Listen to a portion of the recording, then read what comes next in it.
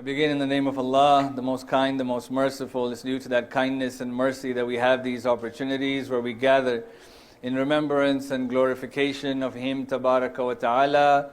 We send our congratulatory messages to all the believers all around the world as we gather tonight to celebrate the birth anniversary of our living Imam Al Ajalallahu Ta'ala Farajahu Sharif. Allahumma salli ala Muhammadin wa ali Muhammad. It sounds like you guys have jet lag from the Amal last night, Today is a day of joy, a day of happiness, and it's a day that we celebrate and revere. It's the day that starts the life of the Imam that we are waiting for. And our responsibility, I would say, when we look at the traditions that we have regarding the period of Ghaiba in particular, we find that these traditions echo a very similar point, and the point is that at the time of Ghaiba, things are going to be very difficult. Things are going to be hard. When we look at that, we have to understand that what is being referred to here is not necessarily material difficulty, right? Though that it could be also understood. Because many of us today, and I can't speak for everybody, but many of us today don't feel the material pain that others in the world do. We have a roof over our heads, we have food in our tables, we have heat, air conditioning, we have safety. This is something we cannot take for granted, the aman that we have, the safety that we have. And so when we look at this hadith that talk about the difficulty of ghaiba, we have to keep in mind that let's not wait for a material difficulty, right? Where something happens and then we rush off to Costco to buy toilet paper, for example, right? That's not the kind of difficulty that we're talking about. It's a difficulty of faith, right? But even then, we have to understand exactly what does it mean when it says difficulty of faith. Because if you think about it, today, for many of us, we can do the different aspects of our faith that maybe our ancestors couldn't do, right? We can pray freely. When maybe our first, second generations moved to Canada, we're talking about in the 60s, it was difficult to be a practicing Muslim here. There was no halal food. Muslims were not recognized as such. Today, you can ask your boss, I need to pray, they'll let you pray, right? Today, we can go for ziyarat whenever we decide to go for ziyarat. It was not like the times of Mutawakkil where you had to chop off an arm to go for ziyarat, right? And so again, from the perspective of the external nature of faith, we can even accomplish that. But the question is then, where is that difficulty? The difficulty lies in the fact that we can do all of these things. We are materially okay. We are, from the perspective of fulfilling our responsibilities of faith, okay. But how many Salmans are being produced from this? How many Abu Dhars are being produced from this? How many Miqdads are being produced from this? How many Zuraras are being produced from this? Forget Sadiqs and Mahdis and Husains. That's a different caliber. But even the companions who are considered the best of companions, the ease that we have in practicing this religion, imagine, again, you got to keep in mind that at the time of Amir al-Mu'mineen, at the time of the different A'immah, to be a companion of the Ahlul Bayt was a death sentence.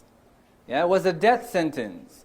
We don't have that fear. Yet, how many Miqdads are there today? How many Salmans, Abu Dhars are there today, right? And the way we get there is by ensuring that the faith that we have in our minds and in our hearts manifests itself with action.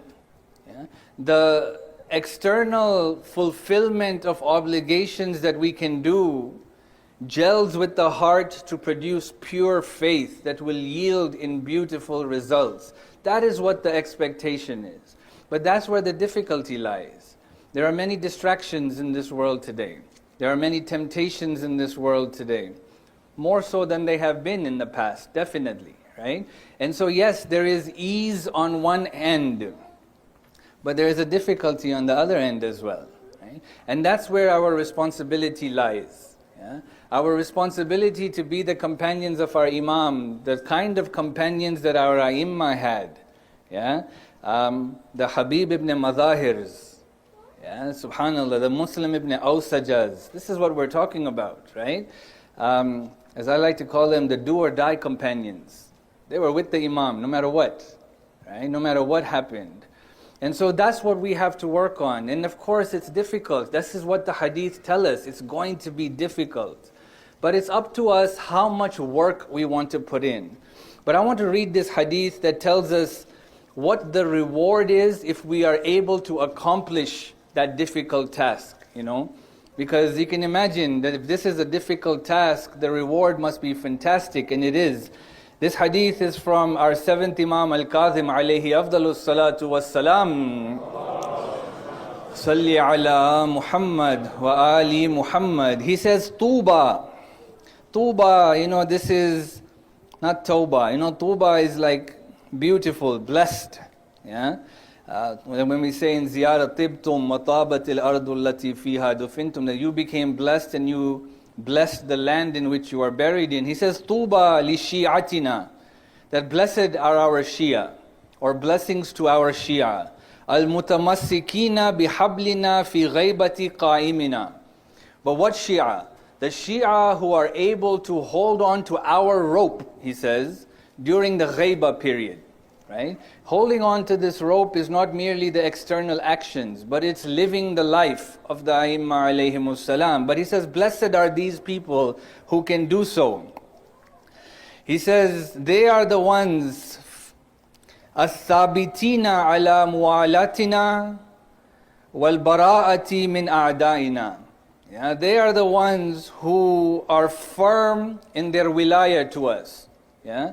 In their tawalla, in their love for us, and they are firm in their bara'a, in their aloofness, in their tabarra of our enemies. And then he says something really beautiful, really beautiful. He says, Ula'ika minna wa nahnu minhum. Subhanallah, Subhanallah.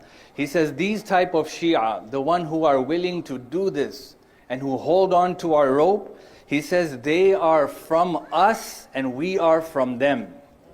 Subhanallah. Yeah?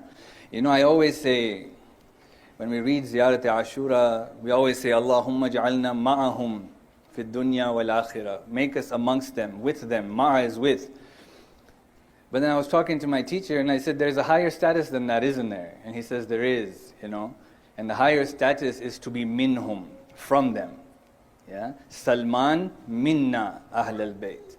Man, you have to be special to be minhum, from them. Yeah? To be considered amongst the ahlul bayt. That's the goal, yeah?